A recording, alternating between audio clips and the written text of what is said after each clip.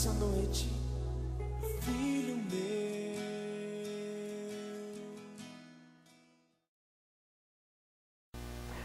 Nesse mês de abril, nós estamos dando início a uma nova série de mensagens.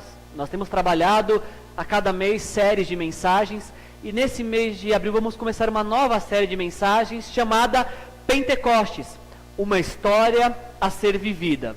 Se alguém te perguntar amanhã qual que é a nova série da sua igreja, o que você vai falar? Pentecostes, uma história a ser vivida. A série esta que é baseada em Atos 1:8, nós vamos ler daqui a pouquinho, onde o Senhor Jesus fala: mas vocês receberão poder quando descer sobre vós o Espírito Santo de Deus, e serão minhas testemunhas.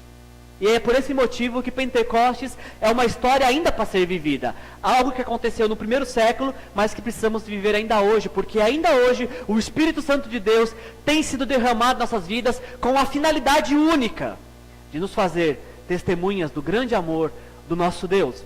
Então, nós vamos começar essa série nessa noite, e a nossa intenção nessa noite, ao iniciar essa série, a grande proposta que nós temos no mês, é encorajar que cada filho de Deus descubra qual é o seu dom. Nessa manhã nós tivemos um café da manhã, e nós fizemos um teste de dons. Se você não pôde estar e deseja fazer o teste dos dons, para saber qual é o seu dom, me procure e eu providencio para você. Nesta manhã nós fizemos um teste de dons para ter uma direção de qual é o dom que Deus nos deu, onde o Senhor nos quer servindo Ele. E nós pretendemos que ao final desse mês, cada um de nós consiga encontrar o seu lugar na comunidade de discípulos.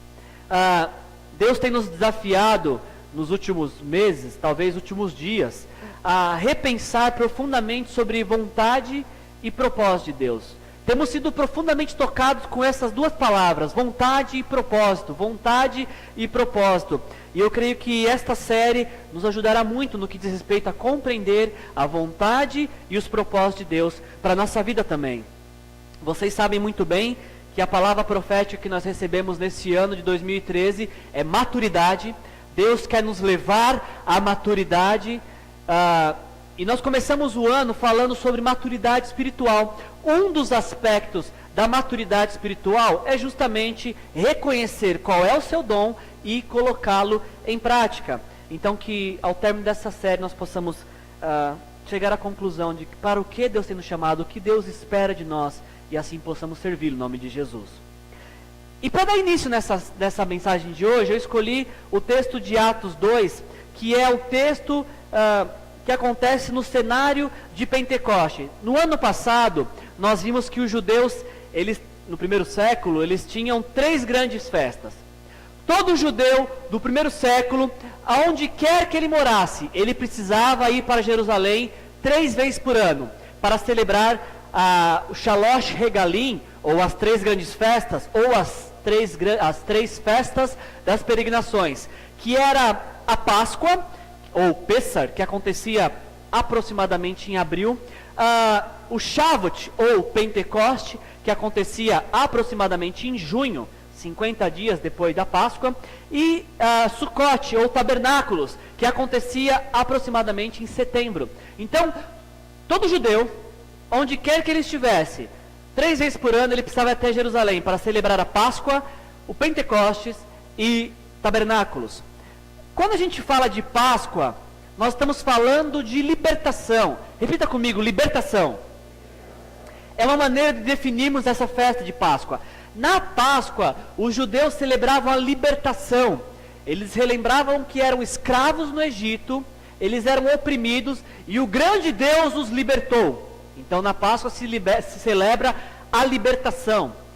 Em Pentecostes, Pentecostes é uma palavra grega, significa Pentecoste 50, porque Pentecostes acontecia 50 dias depois da Páscoa. Ou também, na Bíblia você vai encontrar essa festa chamada Festa da Colheita, ou Festa das Primícias. É uma festa que, talvez a palavra-chave para defini-la seja revelação. Diga revelação. Em Pentecostes se celebra a revelação, porque os judeus acreditavam que depois de 50 dias que o povo foi liberto na Páscoa, depois de 50 dias, eles receberam a revelação de Deus, que foi a Torá, ou seja, os 5 primeiros livros do Velho Testamento: Gênesis, Êxodo, Levítico, Número e Deuteronômio. E os judeus celebram essa revelação porque, a partir dessa revelação, a Torá, essa seria a maneira como eles viveriam. Então, em Pentecostes se celebra a revelação, a maneira pela qual devemos viver. E Tabernáculos, a última das 3 grandes festas, acho que a gente poderia usar a palavra redenção. Repita comigo, redenção. Os judeus celebravam em tabernáculos o fato de que Deus tinha prometido uma terra para eles. E eles estavam agora entrando em uma terra, mas não poderiam esquecer de suas origens. Então, durante 7 dias, na festa de tabernáculos, todo judeu deveria morar em tendas. Imagina você que gosta do aconchego do seu lar, durante 7 dias tem que morar numa cabana. Inclusive até hoje dizem, eu não sou um especialista em judaísmo, mas dizem que os judeus ortodoxos, eles podem ter as melhores mansões, mas no dia de Pentecostes eles vão lá para o quintal e fazem a cabaninha deles. Porque a ideia da festa é relembrar que você não era nada, você era escravo. Deus te libertou. Deus te deu uma revelação pela qual você deveria viver. E agora você tem uma terra. Não se esqueça de suas origens. Fique uma semaninha numa cabana para você lembrar que Deus é que faz a sua vida melhor. Então essas são as 3 grandes festas que se celebra no calendário judaico. E se celebrava na época de Jesus. Na semana passada, no mês passado, passamos o mês inteiro falando de uma festa, a Páscoa, onde nosso Senhor Jesus foi crucificado. Nós vimos na série passada o quanto nosso Senhor Jesus foi humilhado, o quanto ele sofreu, o quanto ele foi castigado. Vimos o seu julgamento injusto, e aprendemos algum tesouro que aprendemos na série da semana passada, do mês passado, é que na sexta-feira de Páscoa, por volta das 3 horas da tarde, todo judeu levava um cordeiro até o templo para ser sacrificado pelos seus pecados. E exatamente por volta das 3 horas da tarde, como simboliza essa mesa de ceia, o nosso Senhor Jesus também foi sacrificado pelos nossos pecados. Sendo assim, da mesma forma que na Páscoa era celebrada a libertação, na Páscoa nós também celebramos a libertação da escravidão do pecado, do domínio das trevas sobre nossas vidas. Da mesma forma que na Páscoa era celebrado o nascimento da nação, não somos mais da nação egípcia, somos uma nova nação. Da mesma forma que na Páscoa se celebra o nascimento de uma nova nação, na Páscoa nós também celebramos o nascimento de uma nova criatura, alguém que foi transformado por Jesus, alguém que foi tocado pelo Senhor, alguém que pelo sacrifício de Jesus tem uma nova vida e agora é uma nova criatura. Você faz parte desse povo? Vimos na semana passada os discípulos passando pelo padrão de 3 dias, onde eles passaram pela sexta da tragédia, a sexta da Páscoa, onde eles passaram pelo sábado das trevas, onde existiu dúvida em seu coração, e enfim chegou o domingo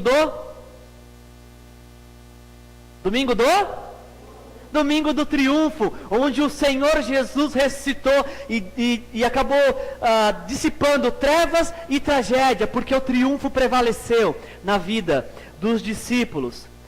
E diante de todas as dúvidas que eles poderiam ter no sábado das trevas, ou na sexta da tragédia, no domingo do triunfo, vem uma certeza pela qual valia a pena viver. Ele está vivo, o meu Senhor Jesus está vivo, Ele ressuscitou dos mortos, eu falei com Ele, eu comi com Ele, eu ouvi Ele falando sobre o reino de Deus.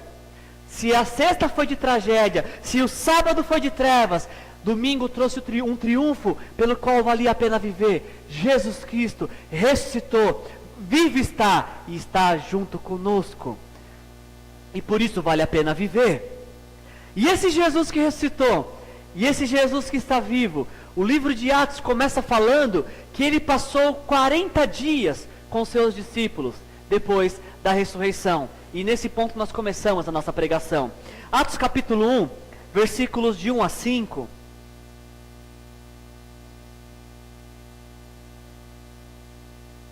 Atos 1, de 1 a 5, diz assim: Lucas, que é o historiador que escreve Atos, dizendo: em meu livro anterior, Teófilo, escrevi a respeito de tudo que Jesus começou a fazer e a ensinar, até o dia em que foi levado aos céus, depois de ter dado instruções por meio do Espírito Santo aos apóstolos que havia escolhido. Depois de seu sofrimento, preste atenção no versículo 3. Depois do seu sofrimento, Jesus apresentou-se a eles e deu-lhes muitas provas indiscutíveis de que estava vivo. Apareceu-lhes por um período de 40 dias, falando-lhes acerca do reino de Deus. Quantos dias está escrito na sua Bíblia? 40 dias. Versículo 4, certa ocasião, enquanto comia com eles, deu-lhes esta ordem: não saiam de Jerusalém, mas esperem pela promessa de meu Pai, da qual lhes falei. Porque João batizou com água, mas dentro de poucos dias vocês serão batizados com o quê? Com o Espírito Santo. Sexta-feira foi um dia de tragédia. O nosso Cristo foi humilhado, castigado e sofreu na mão dos pecadores. Morreu pelos nossos pecados. Sábado foi um dia de trevas, porque o nosso Cristo estava morto e os discípulos estavam pensando: e agora o que vai ser de nossas vidas? Mas domingo foi um dia espetacular. Foi o domingo do triunfo, onde nosso Senhor Jesus ressuscitou. E depois que Jesus ressuscita, ele passa 40 dias com seus discípulos, ensinando sobre o reino de Deus. João, o apóstolo amado, autor do Evangelho de João, ele vai falar em João 20:30 que Jesus realizou na presença dos discípulos muitos outros sinais que não foram registrados. Estes, os que estão registrados, foram escritos para que vocês creiam que Jesus é o Filho de Deus e, crendo, tenham vida em seu nome. João ainda vai falar em João 21:25 que Jesus fez muitas outras coisas. Se todas elas, João fala: penso que se todas fossem escritas, não haveria espaço no mundo suficiente para tantos livros. Jesus ressuscita, passa 40 dias com os seus discípulos, e eu fico imaginando esses discípulos, judeus de nascimento, crescendo, ouvindo e esperando pelo dia que Deus mandaria o Messias. E de repente, esses judeus, eles olham para Jesus, que morreu, mas ressuscitou. Tenta se colocar no lugar dos discípulos. Eu fico imaginando os discípulos olhando para Jesus, ressurreto, comendo ali com eles, ressuscitado, e eu fico pensando os discípulos assim, pensando: uau, acho que agora chegou a hora. Acho que enfim o Messias chegou. Porque se nem a morte pode detê-lo, quem é que vai parar esse Jesus? Nem a morte foi capaz de detê-lo, nem a morte foi capaz de segurá-lo. Com certeza chegou o momento em que Deus vai destruir o Império Romano e vai fazer com que Israel seja novamente a principal nação do mundo. Isso é um pensamento meu, não está escrito na Bíblia. Mas eu penso que os discípulos, sendo judeus e vendo Jesus ressuscitado, sabendo que nem a morte tem poder sobre a vida dele, eu imagino esses discípulos pensando: quem é que para Jesus agora? Agora ele vai começar a proclamar o reino, espalhar a notícia que o reino chegou.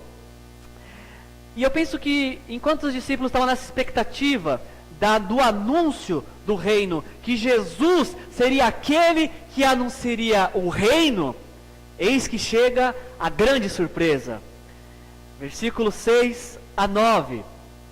Presta atenção, olha porque eu pensei que os discípulos estavam com a expectativa. Versículo 6. Então, os que estavam reunidos lhe perguntaram: Senhor, é nesse tempo que vais restaurar o reino a Israel? É nesse tempo que você vai restaurar esse reino a Israel, Jesus? E o nosso Jesus amado nos fala no versículo 7. Então ele respondeu: não lhes compete saber os tempos ou as datas que o Pai estabeleceu pela sua própria autoridade. Mas, versículo 8, receberão poder quando o Espírito Santo descer sobre vocês, e serão minhas testemunhas em Jerusalém, em toda a Judéia e Samaria, e até os confins da terra. Olha que coisa linda, os discípulos esperando que Jesus ia começar a anunciar o reino. E qual foi a grande surpresa? Quem vai anunciar o reino é vocês. Como é que é, Jesus? Quem vai anunciar o reino é vocês, não sou eu. Vocês vão anunciar o reino. Vocês vão anunciar o reino. Quem vai anunciar o reino são vocês. Porque sobre vocês descerá o Espírito Santo de Deus. E vocês serão minhas testemunhas. E eu me colocando no lugar dos discípulos, eu fico imaginando os discípulos querendo argumentar com Jesus. Quando vem o versículo 9 que diz assim: tendo dito isto, versículo 9, foi elevado às alturas enquanto eles olhavam, e uma nuvem cobriu a vista deles. Os discípulos estavam pensando que Jesus quer anunciar o reino. Jesus falou: meus amigos, quem vai anunciar o reino é vocês. Mas Jesus não, gente, obrigado, foi muito bom estar com vocês, tchau. E eles começam a subir, os discípulos ficam olhando para o céu. Eu não sei se eles estavam olhando, esperando, vem Jesus, volta, desce. Ou se eles estavam pensando, e agora, o que a gente vai fazer? Como é que a gente vai anunciar o reino? Aqui ninguém fez teologia. Aqui, alguém sabe pregar aqui? Alguém? Não, eu nunca preguei. E fazer milagre? Menos fazer milagre. Alguém gosta de falar em público? Xia, tem uma vergonha. O que você sabe fazer? Ah, pescar eu sei. Eu fico imaginando o discípulo olhando para o alto e falando: Jesus, o que o Senhor pediu para a gente fazer? Como é que a gente vai fazer esse negócio de anunciar o reino, Jesus? E aí, como se não bastasse essa dúvida cruel, como fazer isso? Versículo 10, eles ficaram de olhos fixos no céu enquanto ele subia, e de repente surgiram diante deles 2 homens vestidos de branco. Versículo 11, que lhes disseram: Galileus, por que vocês estão olhando para o céu? Esse mesmo Jesus que dentre vocês foi elevado aos céus, voltará da mesma forma como o viram subir. Não adianta você ficar olhando para cima, campeão. Jesus foi embora. Nos diz a palavra de Deus, está nos preparando morada. E da mesma forma que ele subiu, um dia ele voltará. Mas enquanto ele não volta, mãos à obra, vamos trabalhar. Anunciem o reino. E os discípulos pensando, mas como? Deixa eu te perguntar uma coisa, o que você faz quando você não sabe o que fazer? Além de chorar e ficar desesperado. O que você faz quando você não sabe o que fazer? O que fazer quando não se sabe o que fazer? Na opinião dos discípulos, versículo 14, todos eles se reuniam sempre no quê? Em oração, com as mulheres, inclusive Maria, mãe de Jesus, e com os irmãos dele. Você não sabe o que fazer? Põe o joelhinho no chão e vai orar. Por quanto tempo? Até que você saiba o que fazer. Mas se demorar, então espera ter um joelho bem calejado. Não tem outra alternativa. Você não sabe o que fazer, você tem que orar, você tem que buscar ao Senhor, você tem que buscar conhecer qual é a vontade de Deus. Pensem comigo, eu quero mexer com a sua imaginação e com a sua inteligência. Eu olho aqui, eu vejo tanta gente inteligente, então vai ser fácil isso. Pensa comigo, que dia que Jesus foi crucificado? Vamos lá, convicção, gente, com fé. Que dia? Jesus foi crucificado numa sexta. Que dia que ele ressuscitou? Ele ressuscitou no domingo. Foi crucificado numa sexta e ressuscitou no domingo. Nos diz Atos 1:3, que ele ficou quantos dias com os discípulos?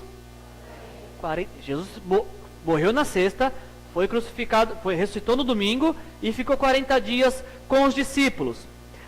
Se Pentecostes é uma festa que acontece 50 dias após da Páscoa, quanto tempo que os discípulos ficaram orando?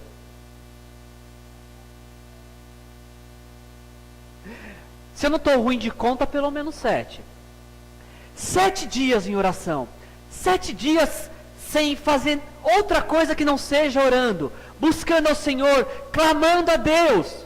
Agora pergunta, pelo que eles oravam? Deus, queria que o Senhor me desse tanto dinheiro, Deus. Jesus, bem que o Senhor podia mudar aqui a minha casa. Pelo que eles oravam? Pelo que será que eles oravam? Pelo que eles intercediam junto ao Pai? Eles já tinham uma missão. Anunciem o reino de Deus. Pelo que eles oravam? A nossa Bíblia não diz. E quando a Bíblia não diz, a gente cai no campo da imaginação. Então eu suponho que durante esses 7 dias, eles clamavam: Deus, capacita-nos para a obra que o Senhor nos tem chamado. Deus nos usa de uma maneira que o reino do Senhor seja anunciado.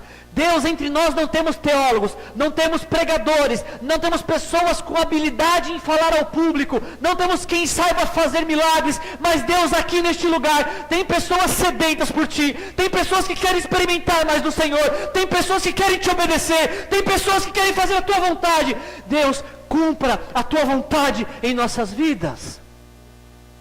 Eu imagino esses homens desesperados, porque eles sabiam o tamanho da missão que eles tinham, a incumbência era deles, de anunciar o reino. No lugar deles, eu não oraria por outra coisa senão essa: Deus, eu não tenho a menor ideia do que fazer, me ajuda, Senhor. Me ajuda, Deus, a fazer aquilo que o Senhor está me pedindo para fazer. Me ajuda, Deus, a ser a pessoa que o Senhor quer que eu seja. Me ajuda, Deus, a cumprir os planos e propósitos do Senhor para a minha vida. E esses discípulos estão lá orando, esses discípulos estão lá buscando a vontade de Deus. E aí então entramos no capítulo 2, que mostra que quando alguém ora de acordo com a vontade de Deus, Deus faz a sua vontade acontecer através da oração. Em 1 João capítulo 5, versículo 14, diz assim: esta é a confiança que nós temos, que se nós pedimos de acordo com a vontade dEle, Ele assim o faz. Os discípulos tinham uma missão, começaram a orar de acordo com a vontade do Pai. Deus, faça a Tua vontade, capacite-nos para essa obra que Você nos tem chamado. E aí então acontece aquilo que vimos em Atos capítulo 2, onde o Espírito Santo é derramado sobre cada um dos discípulos. Eles ficam cheios do Espírito Santo, e uma evidência que eles ficaram cheios neste capítulo exclusivamente é que eles começaram a falar em outras línguas. Mas as línguas que eles falaram não eram línguas desconhecidas, porque capítulo 2 vai nos mostrar que homens de outras nações estavam ouvindo. Então no capítulo 2 de Atos, os discípulos recebem o Espírito Santo como promessa de Deus e capacitação para a obra, e começam a falar em línguas estrangeiras. Versículo 5: havia em Jerusalém judeus tementes a Deus, vindos de toda... Capítulo 2, versículo 5: havia em Jerusalém judeus tementes a Deus, vindos de todas as nações do mundo. Ouvindo-se o som, ajuntou-se uma multidão que ficou perplexa, pois cada um, presta atenção, pois cada um os ouvia falar em sua própria língua. Não foi um idioma desconhecido, porque cada um ouviu na sua própria língua, foi uma língua estrangeira.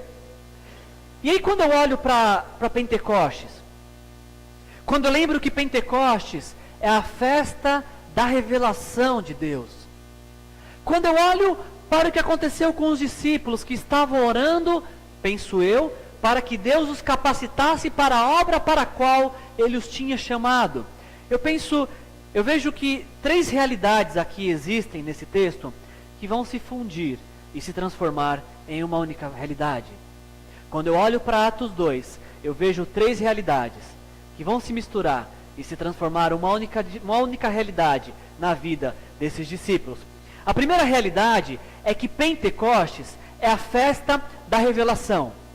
Em Pentecostes os judeus celebravam a revelação que receberam de Deus, pela qual deveriam viver.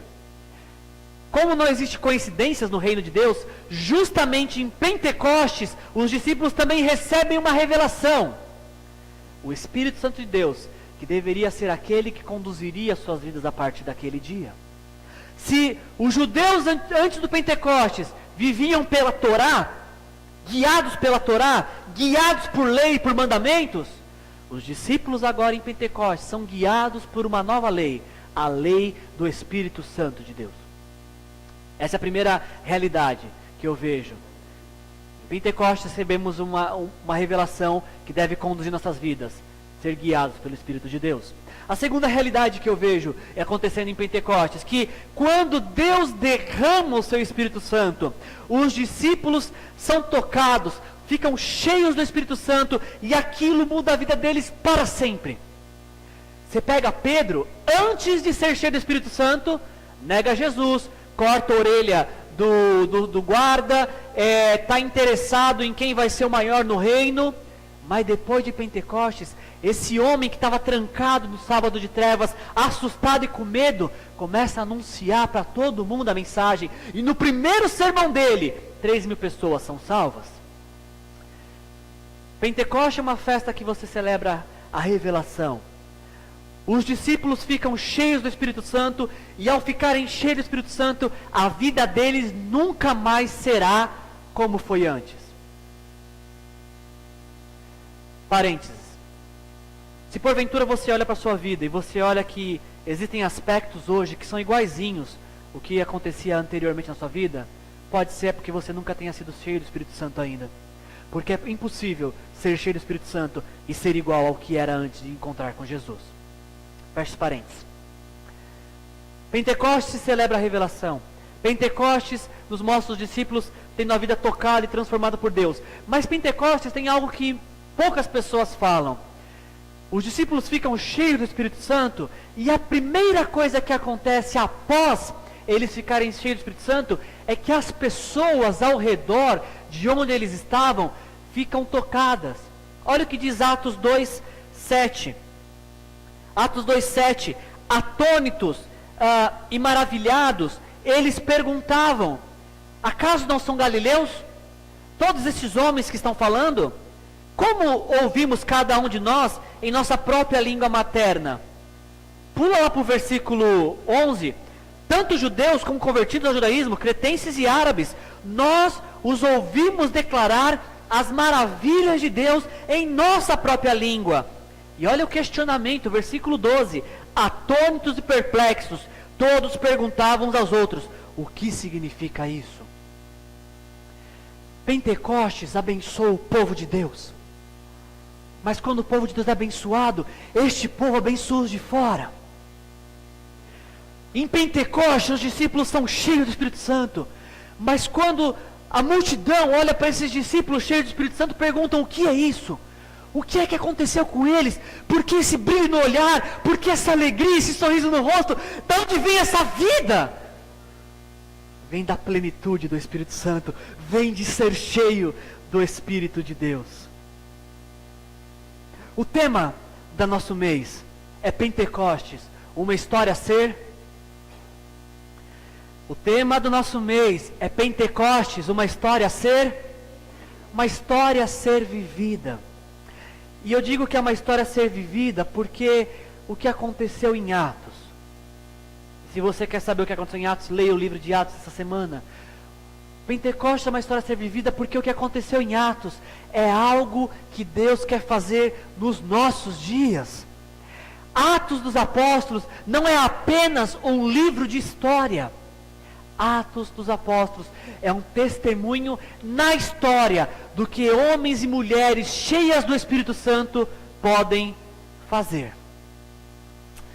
No livro de Atos, nós lemos que depois que o Espírito Santo foi derramado, em Atos capítulo 2, os discípulos, as pessoas que entregaram o coração para Jesus, perseveravam na doutrina dos apóstolos.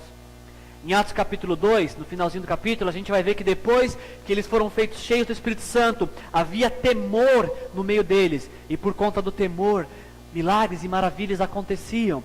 Nós vimos em Atos capítulo 2, que depois que eles foram cheios do Espírito Santo, curas aconteceram, milagres aconteceram, pessoas foram libertas, famílias foram transformadas, porque aqueles que antes estavam com medo, agora estavam cheios da convicção de que Jesus ressuscitou, estavam cheios do Espírito Santo e tinham agora uma alegria, um motivo para viver. Eu espero que ao término dessa série de pregação, cada um de nós possa chegar à conclusão: eu preciso ser cheio do Espírito Santo. Mas não em um dia, não em um culto.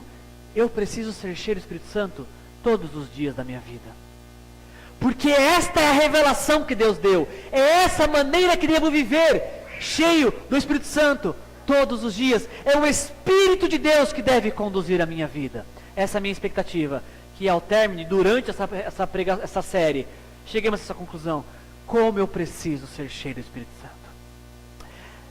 A expectativa dessa série é que durante a série você não apenas queira ser cheio do Espírito Santo, mas que Deus te encha com o Espírito dele, ao ponto de você transbordar, ao ponto de esparramar de você essa presença e comece a tocar pessoas ao seu redor.